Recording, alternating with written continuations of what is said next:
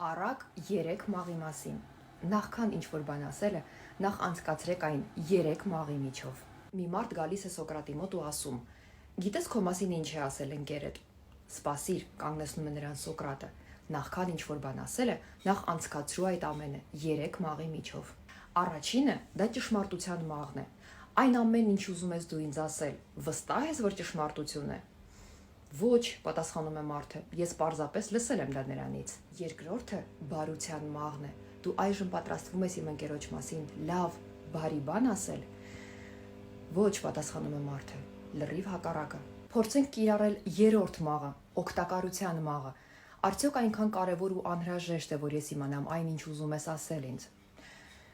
Ոչ, մտածեց մարդը, բոլորովին անհրաժեշտություն չկա։ Եվ այսպես եզրափակեց Սոկրատը, նրանում ինչ դու ինձ ուզում էիր ասել չկա, ոչ ճշմարտություն, ոչ բարություն եւ ոչ օգտակարություն։ Այդ դեպքում ինչու ասել։